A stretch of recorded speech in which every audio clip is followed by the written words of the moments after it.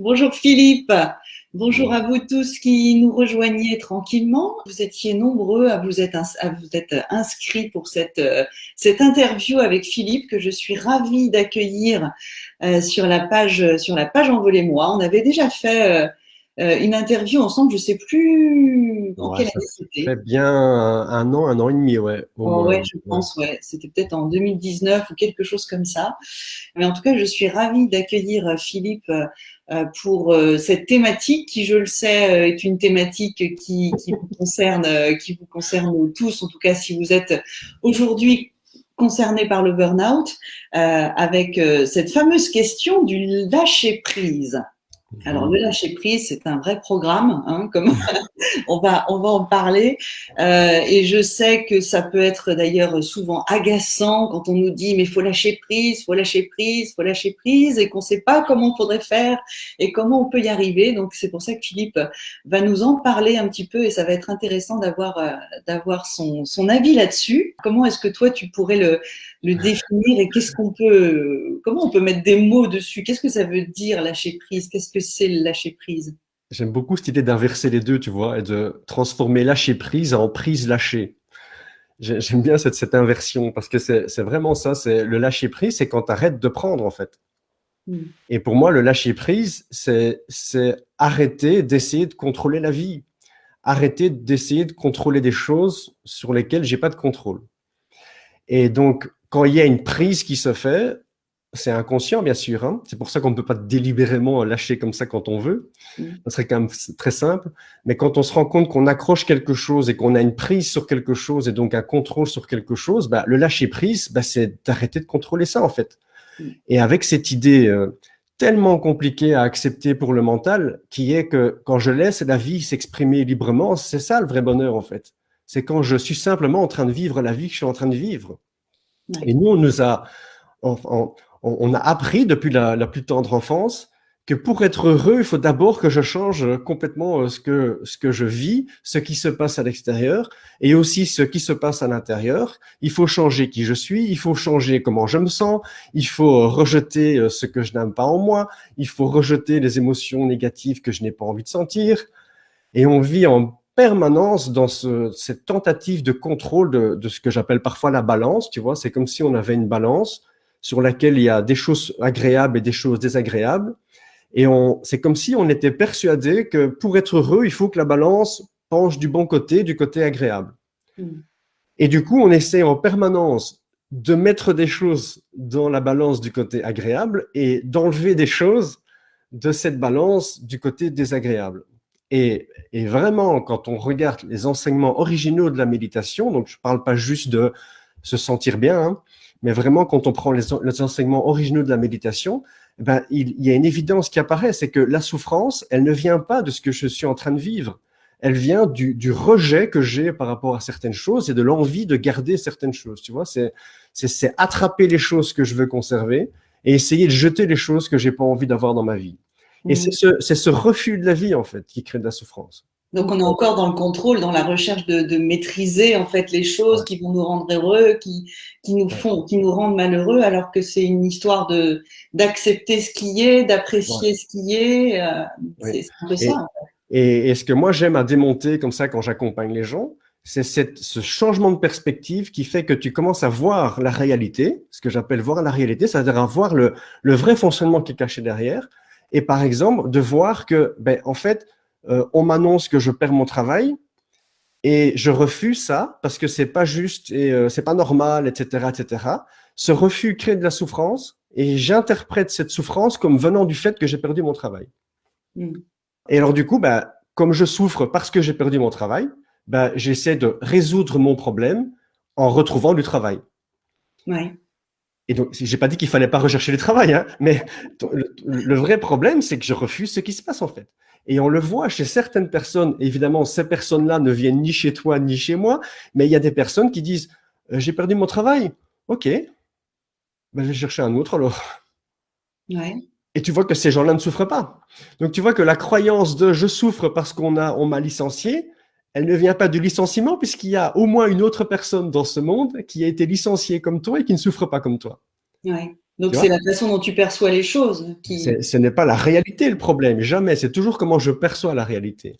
Quand il y a réellement un problème qui est externe, tout le monde réagit de la même façon. Tu vois, si tu mets un lion devant 10 personnes, les 10 personnes vont avoir peur parce que il y a une question de survie là derrière, c'est viscéral. Par contre, tu fais perdre leur travail à 10 personnes, bah, tu vas en avoir 6, 7, 8 qui vont se sentir très mal et tu vas en avoir une ou deux qui vont dire, bah, c'est pas grave, c'est l'occasion de faire autre chose. Ouais. Donc, on voit bien que la même situation crée des réactions différentes chez chacun et donc crée un vécu différent. Ouais. Donc, on voit à quel point, indirectement et inconsciemment, bien sûr, je crée ma réalité, en fait. Tu vois, je crois que la réalité, c'est qu'on m'a licencié. OK, il y a peut-être un licenciement qui est là, mais il y a la réalité, puis il y a ma réalité. Il y a la réalité que moi, je vais vivre. Et on voit que si je lâche prise par rapport à ça, que je suis juste capable de laisser la vie s'exprimer librement, bah, il n'y a pas de souffrance. Donc, je vais vivre une réalité cool, en fait. Il y a juste qu'il y a un changement professionnel en cours. Par contre, si je refuse cette réalité, je vais vivre une situation catastrophique et horrible et douloureuse. Ouais. Et puis c'est une façon de mettre le focus aussi de son attention sur ce qui va pas, sur ce qui pose problème, etc. Alors je vais lire le commentaire de Sébastien qui dit: je suis en rechute sévère depuis 4 ans, pas moyen d'arriver à un prix. J'essaye de me mettre à mon hobby, la peinture. Après 10 minutes, je m'énerve direct et une sorte d'adrénaline me prend. Pas moyen de rester zen et d'apprécier le moment. Pour tout ce que j'entreprends d'ailleurs, toujours en mode production comme avant, c'est pénible. Ouais. Et ça, c'est typique, si je peux me permettre d'aider un peu Sébastien, c'est que ce qu'il y a là derrière, souvent, quand on passe dans l'action comme ça, c'est qu'en fait, c'est une fuite. Hein. C'est une fuite pour pas aller voir le vrai problème qu'il y a derrière. Et donc, du coup, bah, quand je passe à l'action en espérant trouver une solution à mon problème, on voit qu'en fait, je résous rien, en fait, parce que mon problème, c'est pas une action ou une inaction. Mon problème, c'est une perception de la réalité. Comment je vois ma vie, comment ça se fait que je me sens mal comme ça. Et quand, c'est pas facile, hein, je suis pas en train de dire que c'est simple, hein, mais quand j'arrive à avoir ce changement de perception et à dire, mais en fait, le problème, c'est pas ce qui se passe.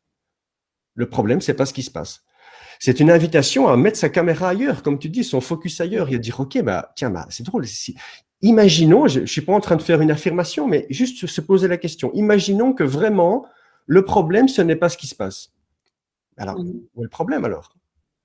Et en changeant ce focus, il y a un truc qui arrive, hein. Ouais. Et je me rappelle la dernière fois qu'on avait échangé ensemble, je ressors cette anecdote parce que ça m'avait marqué, mais je trouve que ça vient imager ce que tu dis. J'avais au moment où on avait rediscuté ensemble, je venais de rencontrer un problème administratif. Je sais pas si tu te rappelles, j'avais une mauvaise nouvelle qui m'était tombée dessus. Oui, et j'étais hyper angoissée, hyper stressée de ce qui pouvait se passer et comment ça allait se passer. Et vraiment, j'étais pas bien. Et c'est ce jour-là, on avait rendez-vous ensemble et tu m'as juste dit, est-ce que tu peux faire quelque chose? J'ai dit, bah non. Il dit, bah alors, lâche. Et alors, c'est tout bête. Mais effectivement, je me suis dit, bon, bah, c'est quelque chose qui s'est passé avant, je peux rien faire maintenant. J'ai juste à espérer que les choses aillent mieux maintenant et que ça se passe bien. À quoi ça sert que je me prenne la tête pendant toute la journée à me stresser, à m'angoisser, à me faire des scénarios catastrophes en me disant qu'est-ce qui va me tomber dessus? Et je trouve que ça vient, c'est vraiment un petit exemple, mais ça vient vraiment imager le fait que, à un moment donné, c'est de se dire bon, ok. Ouais. Et tu vois que il y a pour beaucoup de gens une obligation de se poser la question. Tu vois, et c'est ça que beaucoup de gens qui n'arrivent pas à lâcher prise sont dans, enfin, ne se posent pas réellement la question. Et donc, tu vois, l'illusion de contrôle, elle est là. Elle est, je pense que je peux changer quelque chose. Et du coup, c'est comme si on moulinait dans notre tête, persuadé qu'on peut changer quelque chose, à chercher une solution pour changer quelque chose.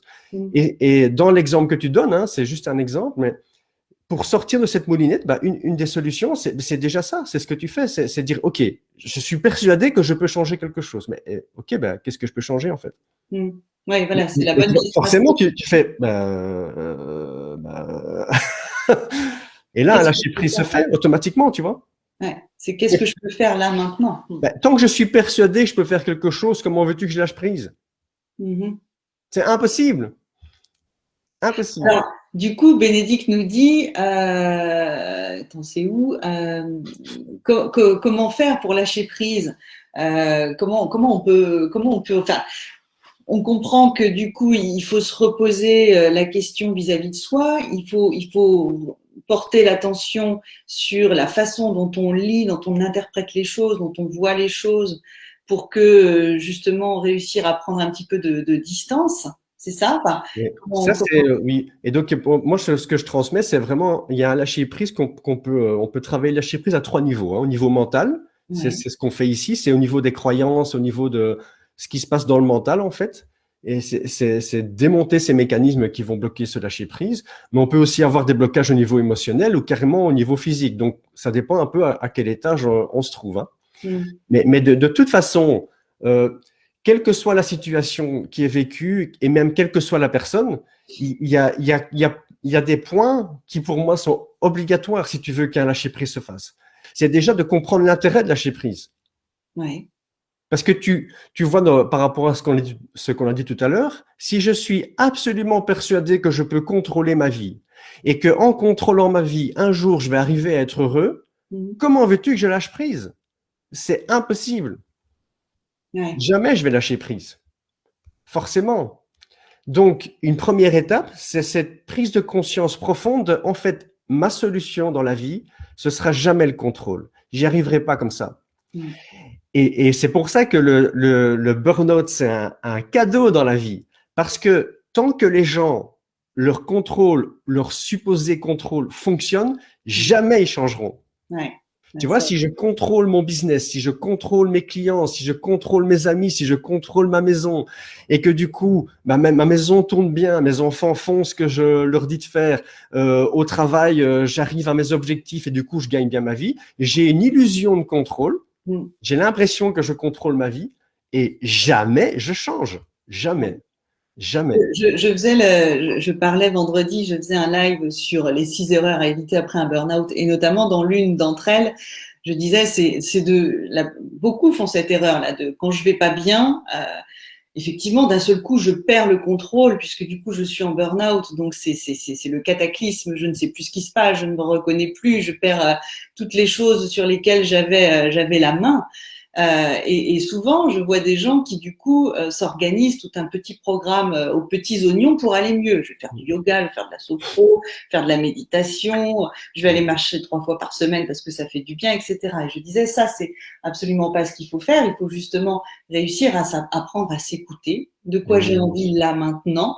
Qu'est-ce qui me ferait du bien là maintenant? Et pas forcément être dans la programmation où on est encore finalement dans le contrôle de je veux aller mieux, qu'est-ce que je dois faire pour aller mieux? On est dans le contrôle de cette balance dont j'ai parlé tout à l'heure. Et Ouais. donc, comme il y a eu beaucoup de négatifs dans ma vie, que du coup, la balance penche trop d'un côté, je pense, et c'est normal, hein, puisque voilà, c'est comme ça qu'on nous a éduqués. Donc, et je pense qu'en remettant du positif et en me faisant du bien, je vais équilibrer. Donc oui, évidemment, il faut se faire du bien, je ne suis pas en train de dire le contraire, mais l'idée, c'est de changer ma perception de ça, c'est sûr, parce qu'à un moment donné, je vais me rendre compte que j'ai beau me faire du bien, il y a toujours ce truc qui est là derrière, quoi. Ça nous rattrape, hein, c'est sûr, hein, ça nous rattrape. Hein. Mais ça, c'est un vrai changement, enfin moi, que pour ma part, j'ai vécu, et ce qui fait qu'aujourd'hui, d'ailleurs, je vais beaucoup mieux dans ma tête, c'est de complètement lâcher, effectivement, ces objectifs et de faire, alors ça peut paraître cucu à dire, hein, de faire confiance en la vie, Ouais. mais c'est vraiment ça, de se dire simplement, je vais là où ça me fait plaisir, là où j'ai envie d'aller, et j'arrête encore une fois, de me projeter sur comment ça pourrait se passer, et ça change tout, parce que du coup, on se fait confiance, on prend les choses telles qu'elles viennent, et ça change tout. Enfin, pour moi, c'est un peu ça, le lâcher prise. Ouais, tout à fait. Et j'aime beaucoup cette petite histoire que c'est un type Jodorowsky, quoi, je crois, qui a écrit ça. C'est tu vois, un concours avec des chevaux. Et tu vois, tu as déjà vu ça, les gens qui font danser des chevaux, qui bougent avec les chevaux dans tous les sens. Et il y a un cavalier qui fait une magnifique démonstration avec son cheval. Et à la fin de la démonstration, il y a un journaliste qui s'approche du cavalier et qui lui dit, mais c'est incroyable, comment vous faites pour contrôler votre cheval à ce point-là et le faire aller exactement où vous voulez? Et le cavalier répond, c'est facile, je vais exactement là où va le cheval. Tu vois, et pour moi, c'est vraiment ça, quoi. Quand on parle de se laisser aller par la vie, tu vois, Ouais, au lieu d'arrêter, au lieu d'essayer de contrôler le cheval, c'est regarde où il va, il suit le mouvement, suit le ouais, mouvement. Ouais. Et c'est s'il y a ça. des cavaliers qui nous regardent, ils le savent, hein.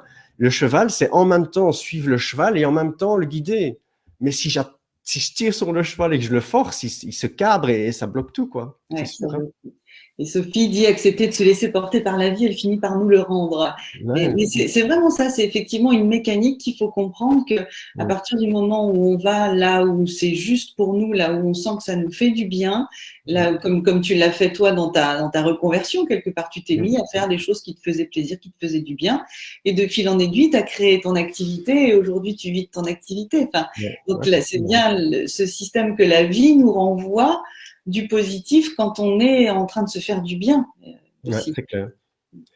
Et donc, le premier point, c'est comprendre l'intérêt. Donc, que, en Mhm. fait, je serais beaucoup plus heureuse ou heureux en lâchant prise qu'en continuant à contrôler. Et certainement, si j'ai vécu un burn-out, ben, j'ai un bel exemple que le contrôle mène à un mur Mhm.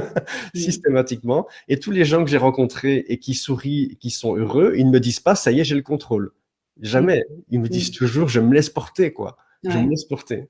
Ça, c'est vraiment. Le deuxième point important, c'est de comprendre que je ne peux pas forcer un lâcher prise. Mhm. Je peux pas forcer ça. Et donc ça, c'est un truc que j'ai parfois. J'ai des gens qui me disent, oui, mais moi, il y a un enseignant qui m'a dit qu'on ne pouvait pas lâcher prise. Ouais, mais tu peux pas forcer à lâcher prise, mais tu peux mettre en place les choses qui sont nécessaires pour que ça se fasse tout seul, puisque c'est un Mhm. mouvement naturel de la vie. Et puis surtout de débloquer les trucs que tu as mis en place pour que ça se fasse pas. C'est différent de dire je vais lâcher prise et je vais mettre en place ce qu'il faut pour que soit un lâcher prise puisse se faire, soit pour débloquer un lâcher prise qui se fait pas. Mhm. Et j'adore l'exemple de la fleur. Tu ne peux pas faire pousser une fleur. On est bien d'accord. Mais si ta fleur ne pousse pas et que tu te rends compte qu'en fait la terre n'est pas bonne et qu'il n'y a pas d'eau, bah, tu peux mettre de la terre et de l'eau. Donc Mhm. c'est vrai qu'en même temps, je ne peux pas faire pousser la fleur, mais en même temps, je peux l'aider, quoi. Mhm. Ouais. Et c'est sûr que si sur la fleur que je viens de planter, je me rends compte qu'il y a un pot qui s'est retourné et que du coup, cette fleur n'a pas de soleil, ben, je vois qu'en faisant ça, la fleur ne poussera jamais. Donc, je ne peux pas obliger la fleur à pousser, mais je peux enlever le pot qu'il y a dessus pour qu'elle puisse pousser. Ouais. Et lâcher prise, c'est la même chose, c'est de comprendre que je ne peux pas effectivement moi-même décider maintenant de lâcher prise, sinon tout le monde le ferait. Mais par contre, je peux identifier ce qui bloque, Mhm. ce qui empêche que ça se fasse. Et c'est là Ouais. qu'on peut faire un vrai travail, quoi. Ouais. Le troisième point super important, c'est de comprendre que comme c'est un mouvement naturel, il n'y a rien à faire en fait. Que les gens me disent, oui, mais alors quand j'aurai débloqué ce qui empêche de lâcher prise, qu'est-ce que je devrais faire? Mais quand tu auras débloqué ce qui t'empêche de lâcher prise, il n'y aura rien à faire puisque lâcher prise, c'est le mouvement naturel de la vie. C'est Ouais. pas à toi lâcher prise. Ton boulot, c'est pas de lâcher prise. Ton boulot, c'est d'enlever les pierres que tu as mis sur le ruisseau et qui empêchent l'eau de couler. C'est tout. Alors Donc, ça peut, j'imagine, enfin moi je comprends ce que tu veux dire, mais je comprends aussi à quel point ça peut être compliqué pour les personnes du coup à comprendre. Alors il y a Coraline qui écrit, du coup j'ai une question, j'aime contrôler mes journées, ça me donne un sentiment de bonne journée où j'ai fait plein de trucs et je suis satisfaite. Est-ce que du coup c'est une façade et est-ce que je dois essayer de me satisfaire autrement au vu que ça me fait du bien? Est-ce que c'est bien de continuer? ben, l'idée, c'est que quoi qu'on fasse dans la vie, ben, si c'est OK et que ça se passe bien, ben, il n'y a pas de problème, hein. Donc, il ne faut pas changer ce que je suis en train de faire si ça me fait du bien de faire ce que je suis en train de faire. Mm. L'idée, c'est comment je me sens à la fin de ma journée et surtout, si un jour je n'arrive pas à faire ce que je fais d'habitude, comment je me sens. Mm. Parce que c'est vraiment la différence entre le besoin et l'envie. Si tu te promènes sur le long de la mer, par exemple, et puis que tout d'un coup, tu as envie d'une crème glacée, bah, tu Mm. vas regarder s'il y a un marchand quelque part. S'il y en a, bah, tu vas te payer une crème glacée. Et s'il y en a pas, bah, tant pis, tu continues à marcher. Ça, c'est envie. Besoin, c'est j'ai besoin d'une crème glacée maintenant. Mm. Et là, tu vas te rendre compte que toute ton attention va se focaliser là-dessus. Tu vas devenir incapable de profiter de la plage, du soleil et de tes vacances parce que dans ta tête, il n'y a plus que j'ai besoin d'une crème glacée, j'ai besoin d'une crème. Ça devient maladif en fait. Ouais. Et donc, dans l'exemple de Coraline, c'est la même chose. Donc, si j'organise mes journées et que la journée se passe bien et qu'en fin de journée, bah, je suis content, j'ai profité, c'était chouette, j'ai fait plein de trucs et que c'est OK, et que le lendemain, je voudrais bien organiser ma journée, mais que cette journée-ci, malheureusement, je ne peux pas l'organiser pour une raison XY, comment je me sens par rapport à ça? Ouais. Je suis capable à ce moment-là de dire, bon, bah ok, bah aujourd'hui, c'est pas organisé, bah voilà, c'est pas grave, je ferai ça demain. Bah ok, on est dans de l'envie. Si par contre, là, tout d'un coup, ça monte et qu'il y a un truc qui fait à l'intérieur et que je te dis, ah non, ça va pas, quoi, ça. Si j'ai pas organisé ma journée aujourd'hui, ça va pas le faire. Bah là, c'est du besoin. Ouais. Et là, il y a un truc qui est derrière, ça, c'est clair. Hein, ça. Donc, encore une fois, on est dans cette notion de contrôle et puis de prendre ce qui est. Hein. Ouais. Il y a Sophie qui disait tout à l'heure, mon médecin me dit toujours d'arrêter d'anticiper. Oui, c'est ça. D'anticiper. Et quand on est dans ce processus d'anticipation, on se rend compte qu'en fait, on n'est jamais maintenant, on est toujours plus tard. Et même quand plus tard arrive, ben, en fait, on est de nouveau plus tard, mais on est toujours plus tard, en fait. Ouais. Tu peux pas être bien maintenant si tu vis en permanence plus tard, c'est clair. Alors, Pierrette dit, en fin de compte, on se triture l'esprit à essayer d'aller mieux, à trouver comment faire, alors que si on se laisse faire, sans se poser toujours trop de questions, on va avancer et ça ira mieux. Mais bon, c'est parfois compliqué. Oui, et j'ai vraiment envie de dire, oui, laisser faire, oui, mais c'est pas pour ça que c'est facile et c'est pas pour ça que c'est agréable. Et ça aussi, c'est un truc, c'est une prise de conscience à faire. C'est OK, quand je vais me remettre à laisser le flux de la vie s'exprimer librement, c'est pas pour ça que ça va être facile, hein. Parce que quand j'ai mis des choses en place depuis 10, 20, 30, 40 ans pour ne pas laisser la vie s'exprimer, ben quand je vais laisser la vie s'exprimer, ça va se libérer. Et donc, il y a des choses qui peuvent sortir, c'est clair. Donc, c'est pas forcément agréable, mais c'est pour un mieux après, c'est clair. C'est clair. Ouais. Mais comment est-ce qu'on peut, parce que j'imagine que enfin voilà, souvent quand on a connu un burn-out, hein, on était souvent dans le contrôle justement et on essayait de maîtriser un certain nombre de choses. Donc, je sais que j'ai eu la question vendredi en disant, mais comment on fait la différence du coup entre, comment dire, tout, le laisser aller total, tu vois, je fais plus rien, et puis bah quand même me donner envie de faire quelque chose. Enfin, comment parce que là on peut dire bah ok, je fais que ce que j'ai envie, je fais que comme ça vient, mais en même temps, si on faisait tout ça, il y aurait plein de choses qu'on ferait pas. On ferait plus notre linge, on ferait plus les courses, on ferait plus le ménage parce qu'on n'a pas envie de le faire. Enfin, comment c'est pas évident de trouver finalement le juste milieu, le curseur. Il y a effectivement cette difficulté dans un premier temps, en tout cas pour faire une prise de conscience de l'intérêt de faire ça, c'est vraiment de se laisser tomber, quoi. Ok, ben aujourd'hui, j'ai juste envie de pleurer dans mon fauteuil toute la journée. Ben ok, prends ton plaid, mets-toi dans ton fauteuil et pleure toute la journée, vraiment, à fond, pour voir ce que ça fait. Lâche prise, vraiment. Et il y a plein de gens qui témoignent de ça. Ils disent, mais en fait, quand je me suis vraiment laissé aller, effectivement, toute la journée, j'ai pleuré, mais au soir, je me sentais mieux, en fait. Et le lendemain, j'ai eu envie de faire quelque chose. Et en fait, il y a ce demi-truc-là qui est pas sain du tout. C'est-à-dire que j'ai envie de me laisser aller, mais j'ai envie de faire aussi, et du coup, je fais ni l'un ni l'autre. Donc oui, parfois, se laisser tomber vraiment, ça peut être une aide. Évidemment, il ne faut pas que ça se fasse pendant 3 semaines à mois, hein, c'est sûr. Mais de nouveau, avec cette compréhension dans quoi je suis. Est-ce que je suis vraiment dans un lâcher-prise de me laisser vivre ce que je suis en train de vivre sans résistance? Ou est-ce que je suis dans une plainte de ouais, et moi, personne m'aime, et tout le monde m'en veut, et pourquoi moi? Parce que là, je suis pas dans un lâcher-prise, hein. Tu es juste en train de mouliner dans ma tête, dans une auto-flagellation de. Ouais, ça, c'est hyper important ce que tu dis. Enfin, encore une fois, moi, ça fait partie des choses que j'ai découvertes et que j'ai compris. C'est-à-dire qu'il y a forcément des moments où on va très bien, où on a la pêche, où on a des idées, où on est créatif et tout va bien dans sa vie. Et puis, il y a des moments où on va pas bien. Il y a des moments où on traverse des moments plus difficiles.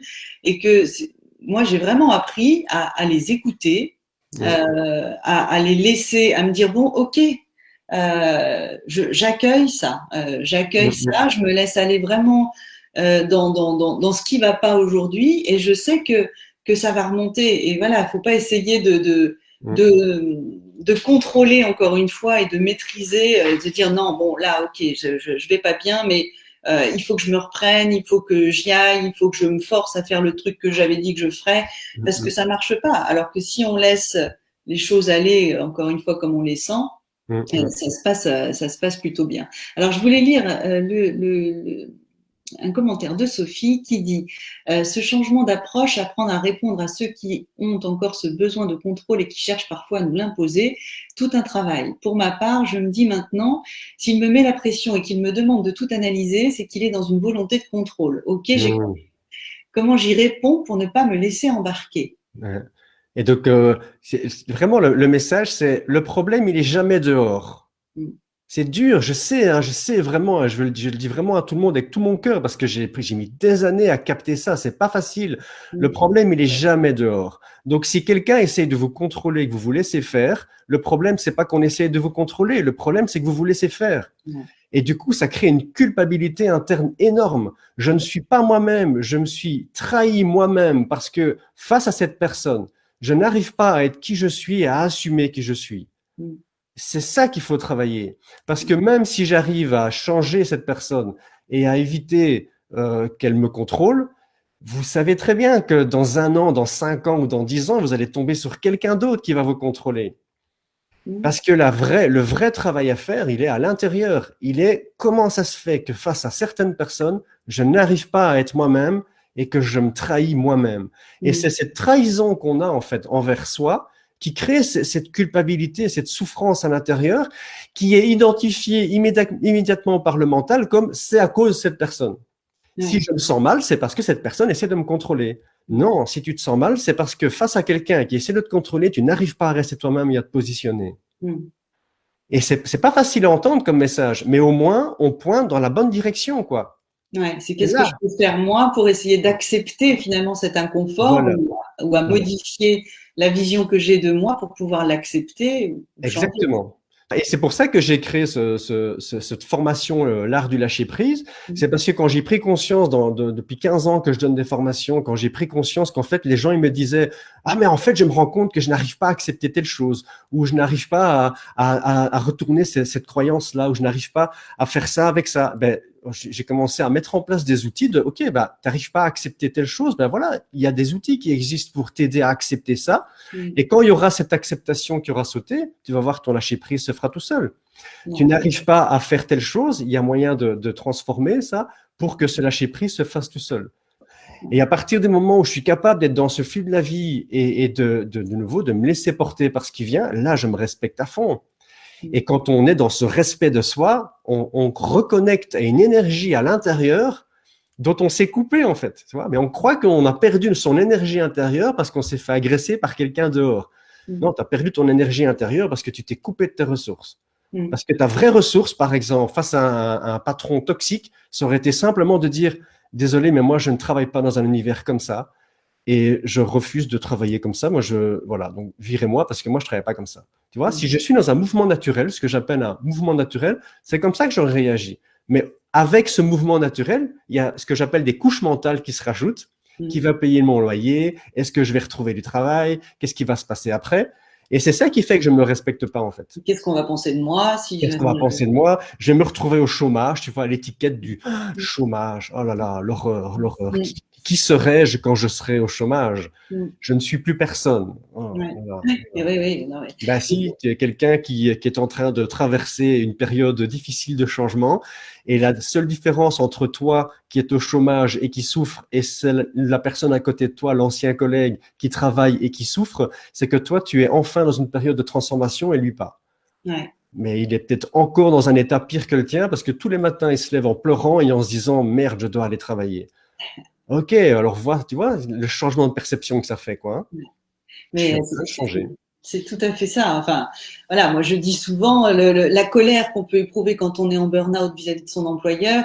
Ok, c'est une phase normale qu'on connaît tous. Mais le vrai changement et la vraie transformation, c'est celle que tu vas faire à l'intérieur de toi pour lire les choses autrement et cesser de te combattre, de combattre tes propres démons pour réussir véritablement à changer le regard que tu portes sur les choses et vis-à-vis de toi-même, du coup. Donc, je vois qu'il y a pas mal d'échos positifs à ce que tu es en train de dire.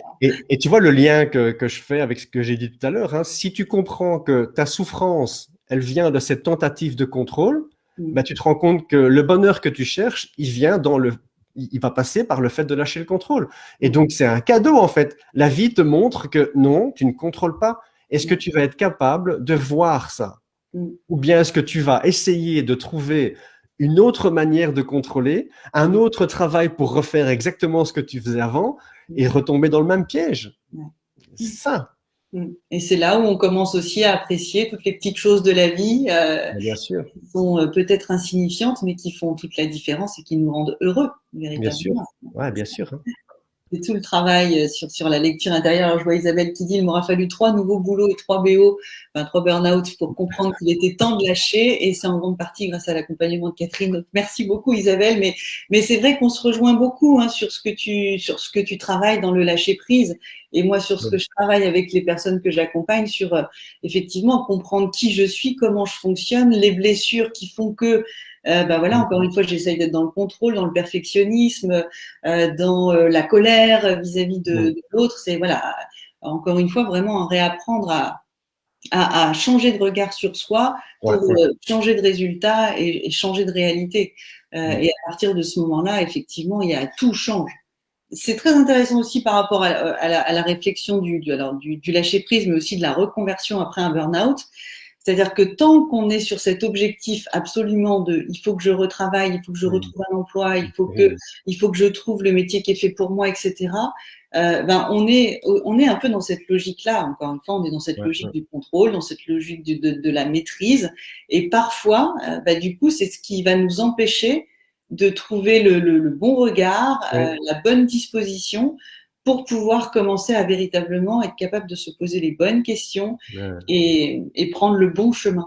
Oui, c'est vraiment ça. C'est où tu mets ton focus. Et tant que ton focus, il est orienté vers le soi-disant problème que tu dois résoudre, ton énergie, tu ne la mets pas dans ce qui va vraiment t'aider à avancer, quoi. Et cette colère dont tu parlais parfois, qu'on peut ressentir quand on s'est fait licencier injustement, par exemple, cette colère, c'est une énergie. Mais cette énergie, tu peux l'utiliser soit pour te battre contre la personne qui t'a licencié, ou tu peux l'utiliser pour rebondir et pour avancer et faire autre chose. C'est toi qui choisis ce que tu fais avec cette énergie. Parce qu'on pense que, voilà, c'est pas normal que des gens m'aient licencié comme ça. Mais c'est fait, c'est trop tard. Trop tard. Oui, mais c'est pas juste. Oui, ok, c'est pas juste. Okay. Alors, prends une feuille A4 et écris en grand dessus, c'est pas juste. Je fais parfois ça avec des gens que j'accompagne. Quand quelqu'un est trop là-dedans, je dis écris ça en grand, tu mets. Et alors ils font ça, puis au bout de 3 jours, ils m'envoient un mail, ils ont dit j'ai retiré la feuille, ça veut rien dire, quoi. Ben non, ça veut rien dire. Mais disons que c'est en fait, quoi. Voilà. Mais oui, c'est pas juste. Ben oui, c'est pas juste. Est-ce que c'est juste que des enfants meurent? Est-ce que c'est juste qu'il y a une tempête qui ravage un village entier? Est-ce que c'est juste qu'il y a un tsunami? C'est la vie, ça s'appelle la vie. Et tu vois, nous, on classe les choses en OK, pas OK. Et on dit, ça, avec ça, je suis d'accord, mais avec ça, je suis pas d'accord. Mais on ne t'a rien demandé. Ça s'appelle la vie. Ce qui t'est donné, maintenant. Voilà. Et donc, la vie, c'est une question de possibilités. Donc, à partir du moment où il y a une infinité de possibilités, il y a aussi la possibilité qu'un petit guignol vienne mettre des messages stupides sur la fenêtre de chat. OK. Et alors? Et tu vois, cette idée de oui, mais moi, je dois contrôler ça pour pas que ça arrive. Ça s'appelle la vie. Le choix que tu as, ce n'est pas que ça arrive ou pas. C'est pas pour ça que tu peux pas mettre en place des choses pour que ça n'arrive pas la prochaine fois. Mais à partir du moment où ça arrive, c'est que tu n'as pas mis en place ce qu'il fallait ou tu n'étais pas au courant que ça existait peut-être. Et à partir de là, le choix que tu as, c'est pas que ça arrive ou pas, c'est trop tard. Le choix que tu as, c'est qu'est-ce que je fais avec ça? Est-ce que j'en fais un problème ou pas? Et ça vraiment, on peut terminer par là aujourd'hui. Le truc à retenir par rapport à tout ce lâcher prise, c'est ça. Est-ce que je suis en train d'en faire un problème ou pas? Il y a juste ce qui se passe. Et par rapport à ce qui se passe, est-ce que je suis en train d'en faire un problème ou est-ce que je suis en train de le vivre pleinement? Ok, on m'a licencié. Est-ce que je suis en train de vivre pleinement ce licenciement en m'occupant de moi, en me ressourçant et puis en orientant ma vie dans une autre direction? Ou est-ce que je suis en train de me battre contre la réalité en faisant un problème de ce qui m'arrive? Et c'est valable pour tout. Et quand on rentre dans ce changement de perception et dans cette ouverture, on découvre des choses extraordinaires. J'ai une dame un jour qui m'a envoyé un mail pour me remercier et elle écrivait dans son mail, je tape le mail à un doigt parce que j'ai une sclérose en plaques et je suis paralysé de tout le corps, il n'y a plus que mon doigt qui bouge. Et tu vois, moi en lisant ça, je faisais waouh quoi, waouh, pas mal, quand même super positive la dame. Et elle termine son mail en me disant, il m'a fallu ça pour commencer à m'aimer et à aimer mon corps. Tu vois, quand tu arrêtes de faire un problème et tu dis ok, voilà, c'est ce qui m'arrive quoi. Il y a des cadeaux qui sont derrière. Ouais. Mais ça implique d'arrêter de se révolter contre la vie, quoi, c'est sûr. Mm. Sinon, tu vois pas le cadeau. Ouais. Tu vois pas le cadeau. Mais voilà, donc tout part de cette transformation intérieure et de cette reprogrammation quelque part Ouais. de ton esprit pour réussir à voir les choses différemment. En tout cas, Ouais. c'était encore une fois passionnant. Merci Merci à Philippe. toi. J'adore t'écouter. Il va falloir qu'on trouve d'autres sujets parce que lâcher prise, on l'a fait deux Avec fois. plaisir, avec Mais plaisir. si vous avez, ben voilà, on en reparlera, mais moi j'adore ta philosophie, je trouve que ça nous fait du bien. Il y a quelqu'un qui disait d'ailleurs que ça devrait être reconnu d'utilité publique. Ah bah c'est Coco, c'est Coralie, donc bah ouais, je suis tout à fait d'accord avec toi. En tout cas, merci beaucoup Philippe. Je fais toute confiance dans la qualité des prestations de Philippe pour vous accompagner au mieux dans tout ça. Et puis, on va essayer de trouver d'autres sujets. Mais je crois qu'on avait parlé de la sensibilité et de l'hypersensibilité. Je pense que ce serait un sujet super intéressant aussi parce que c'est un Ouais, vrai ouais. sujet. Donc, ce sera un plaisir de te retrouver. Merci à vous tous qui avez été présents aujourd'hui. Et puis, je vous dis à très bientôt. Merci Philippe Merci à toi, merci à tout le monde. et bonne journée à tous. Merci, à bientôt.